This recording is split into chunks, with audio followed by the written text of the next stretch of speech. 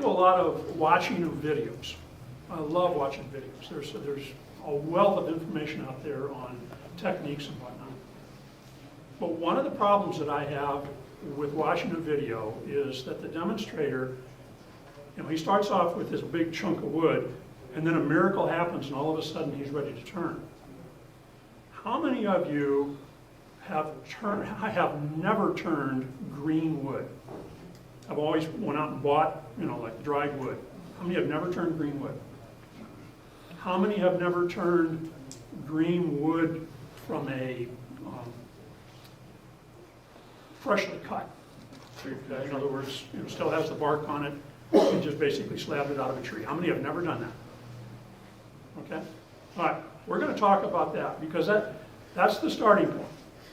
Okay? So, with that said, bark off, and you can take it off lots of different ways. I typically use a hammer and a chisel.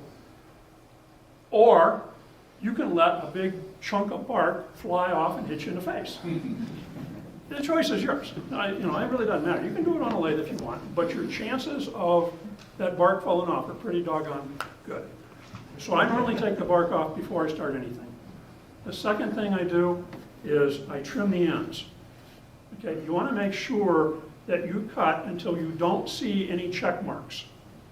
And then it's a good idea to cut even more because they're still deeper. Okay? So start off with a decent piece of wood to begin with. We can start to do something with it. So that's what I'm going to show you. Now, I start off between centers. And the center that I use, is this showing up here? Okay. The centers that I use are these Storby, they're like what Mike was showing the last time.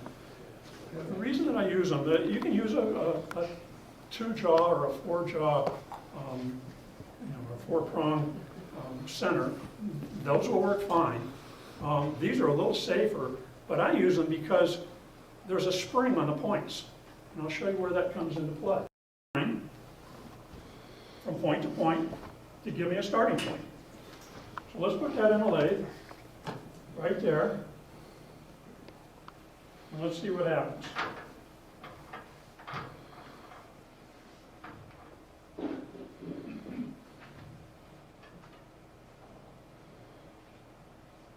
Steve, have you done anything to find the centers, or are you just sticking it in there? Well, I do have a center finder, but you kind of have to have something that's either square or rectangular or round to begin with. If you got something that's weird shape, the center finder doesn't do much good. And even if you could find the exact center, geometrical center of this, you don't know anything about this wood. There may be voids in it. There may be, and we'll try it again. That's still a little bit low. So let's go the other way.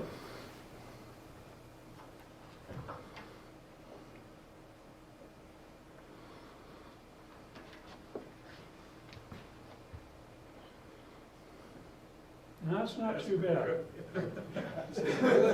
Yeah. All right.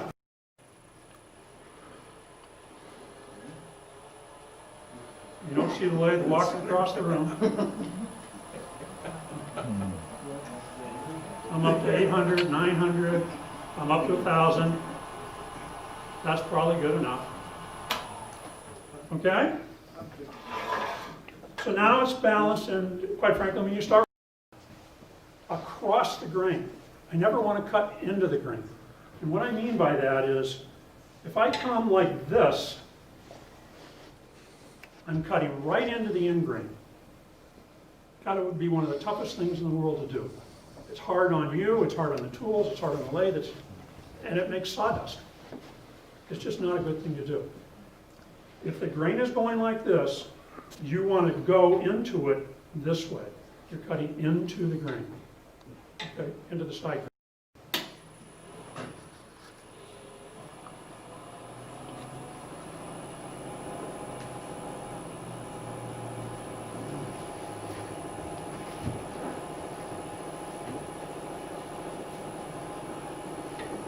And it's real simple.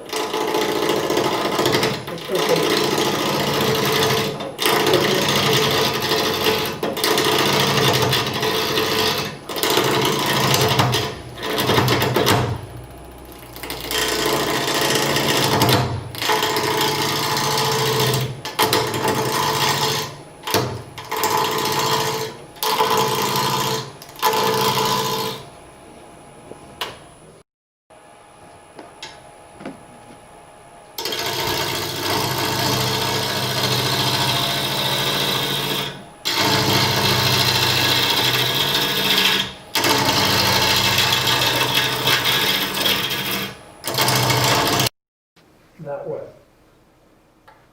If you look, I got chips. Whoop. Oh, I got a microphone that doesn't work. Come in this way and make a small concave surface. Lots of different ways to do that. You can turn the tool rest, you can come in with a gouge. If this was round, I'd be able to move the tool rest up a little bit, but I'm just trying to take a parting tool.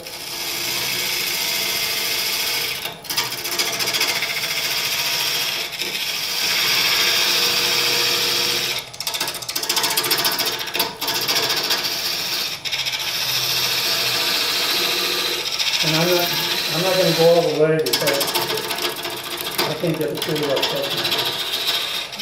up. A concave surface. And slightly concave. We're not trying to make a bowl here. Slightly concave, like maybe a 1/16 of an inch at most. And the reason for that is because I'm going to use a faceplate on this. My objective is to get something that looks like simply screwed a faceplate onto it.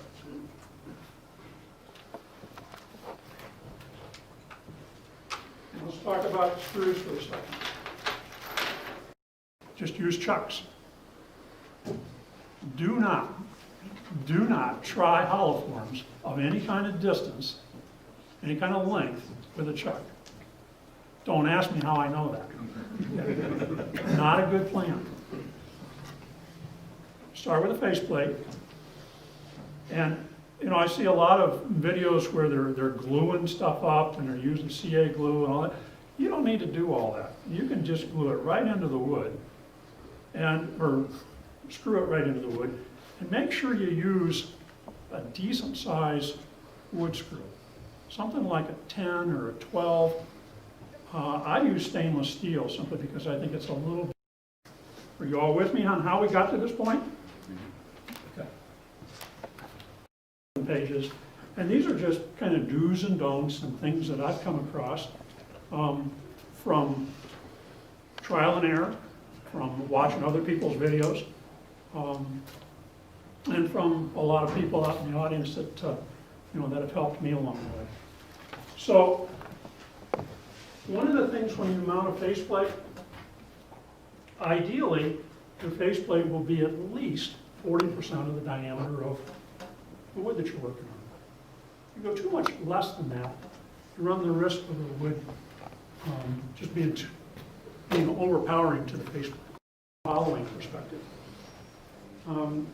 The system that I'm going to show you today will handle about 10 to 12 inches in depth. If you want to go more than that, you're going to have to do it. You're going to need a bigger system, right? It's just not going to handle. There's going to be way too much vibration. If you're doing a Christmas ornament, you don't need the system that we're going to be showing you today. There's lots of different options. Okay, so just have realistic expectations about what the capability is of the tool that you're using or the system that you're using and the depth of your hollow form. Last but not least, that the blank that I was starting off with was relatively small. You want as much mass on the back end as you can possibly get. And then you don't want to come down to a real small diameter. It's kind of like making a finial. Have you guys made finials before? I mean, you don't get a tool in there all the way down in that narrow of a hole and hollow something out. If you had to hollow it out, you'd probably have to hollow it out from this side and then glue a blank or something into it. But hollowing it out from this side isn't gonna work, or at least not with the tools that I've got. Let's talk about the differences.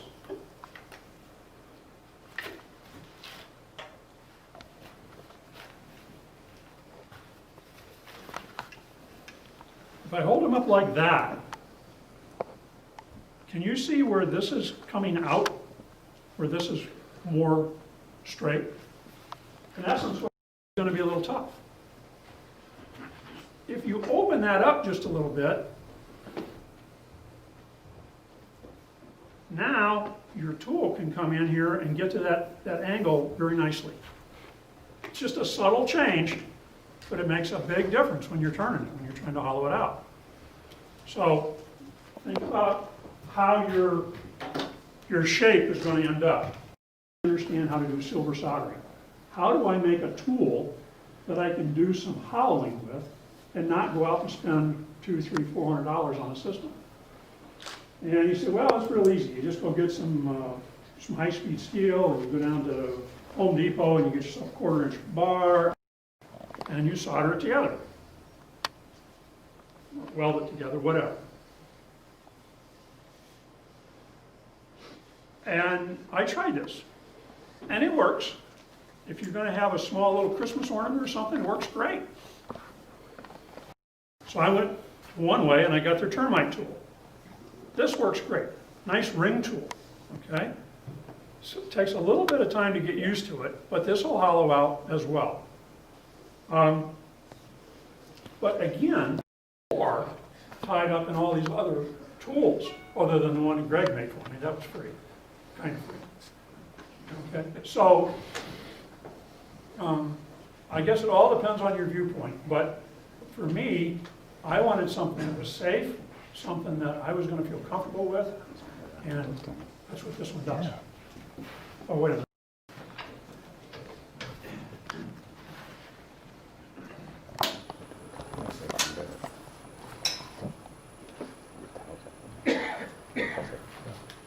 And I'm kind of a firm believer of using this. Yeah, someplace they mentioned here, just for you. Yeah, that's what it was.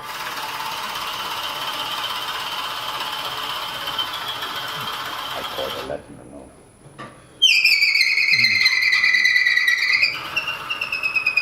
Take, Hold it underneath the other camera. Use the other one. There you go. they make a carbide tool as well. Okay? There's a little bit of a learning curve on this. This one is pretty straightforward. Basically what you're doing is scraping. Okay, and you're trying to get as much wood out as you can and follow the outside. As far as the cutters,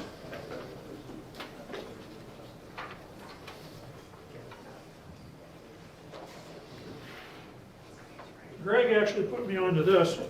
You can get high-speed steel cutters, just a square bar stock, at Production Tool down on, I think it's Grand River, in Novi. This costs something like, I don't know, if you buy a half a dozen of them, I think they cost about 75 cents a piece. And if you cut them in half, you get 2. So for about 40 cents, you get 2 cutters ready to go. Now you go out and buy them to be right at or possibly a little bit above the center line, preferably right at the center line, never below the center line. And the neat thing about this system is that Jameson also sells a tool rest, and that tool rest is adjustable. So when you're trying to get right to the center, it's very easy just to crank on this nut just a little bit, one way or the other. That's not necessarily that important here, but when you're trying to take that little nub off at the end, it's really important. You need to be dead nuts right on, okay? Let's see. One of the things we're going to do is we're going to pull out this section right in here. And I want to get it all the way down to the point where I can make that wall nice and smooth. And once I've done that, and I'm real happy with what I've done here, then and only then do I start the whole process again. Okay? That's the idea. Now, why do you what happens is once you hollow this out, it starts to warp on you. Maybe not a lot,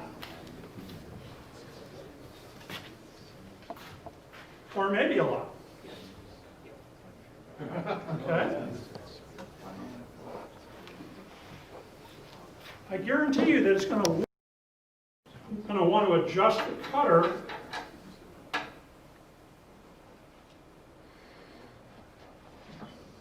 maybe about like that, so I can get in there and start working on it.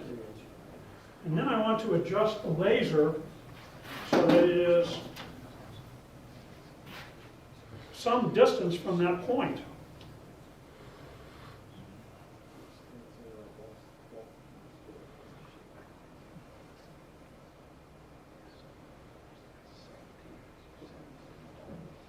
Now, what's important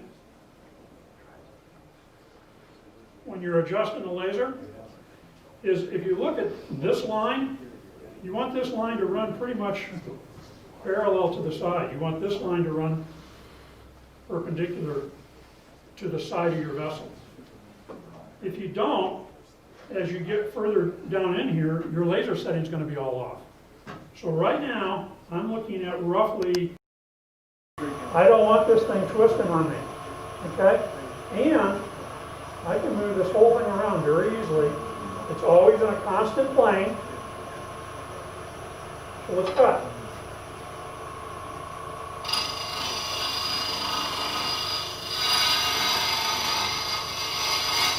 It's just that simple.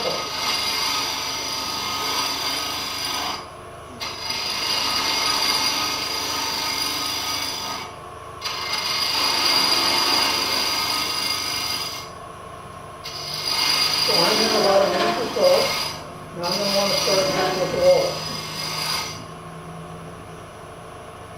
So right here, I'm right off, you see where the laser is coming off the end? And you see the laser right at the edge of the, that's where you want to be.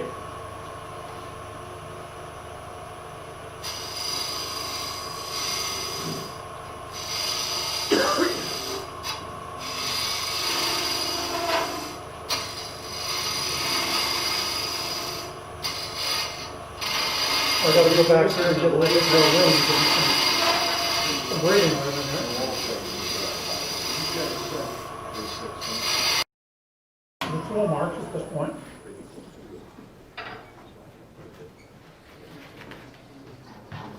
And you're gonna wanna blow out the shavings frequently because they're gonna build up quite a bit.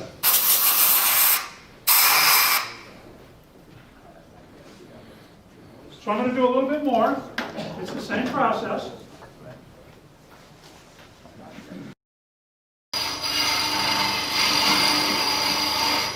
Notice the tool rest isn't right up against the wood.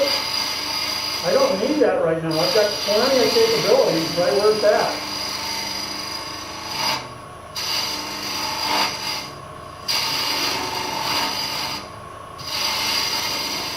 Now at some point, for sure with the other design, I would have run out of room. And if you notice right here, the bar is starting to hit the opening. I can still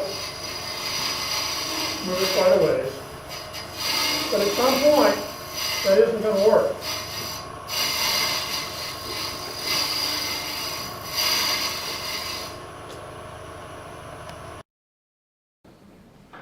So take this cutter out.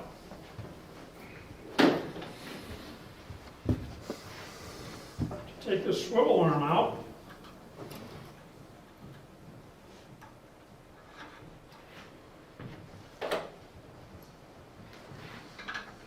Put a swivel arm in that looks like this.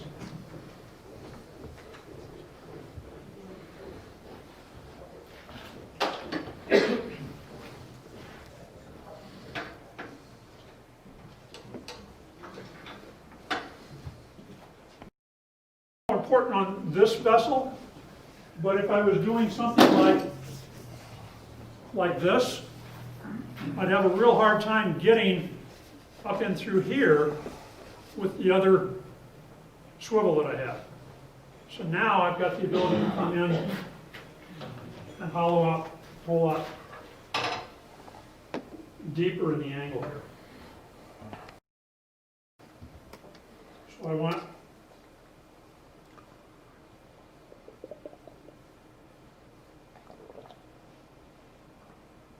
that laser to be right about there.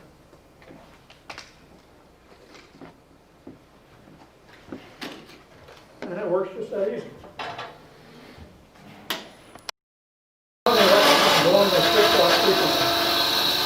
What happens is it builds up a lot of heat on the inside, and the vessel will pretty much crash, guarantee if you get too much heat.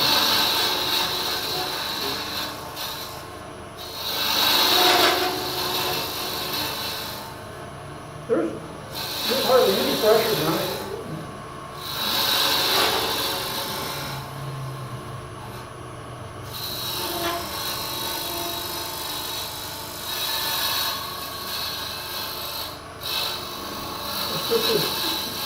Just as easy as can be.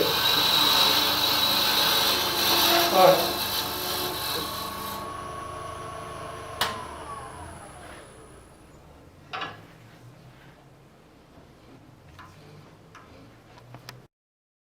It's exactly the same as what I've been showing you. So I'm not going to waste your time or bore you with going any deeper, but it's basically the exact same thing.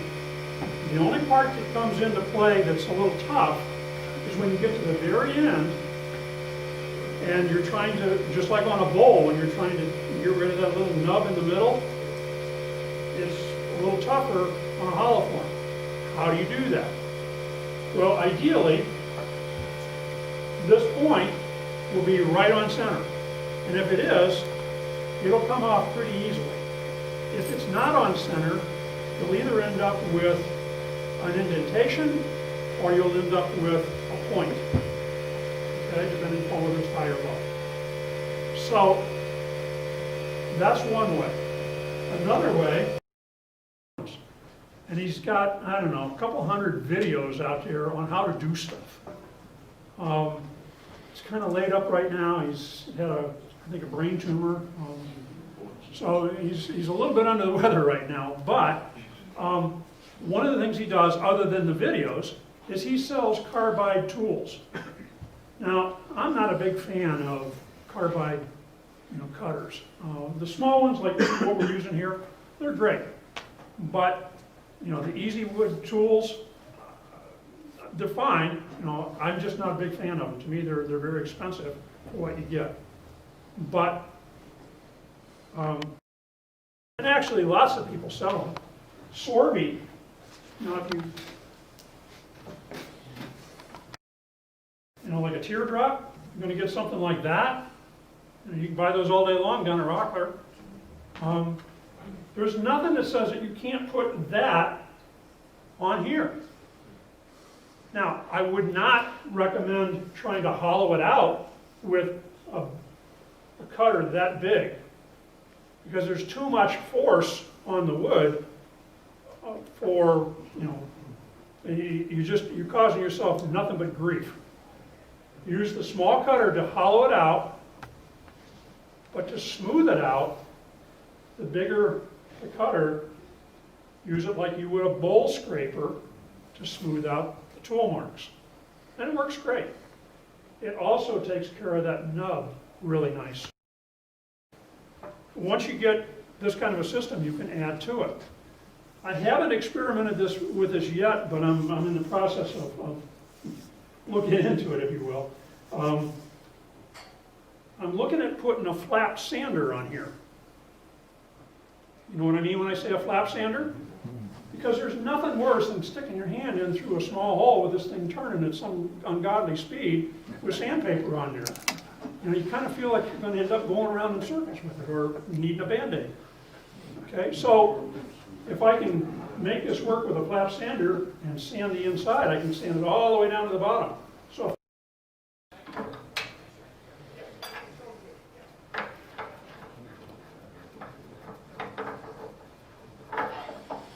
it's going to be a little bit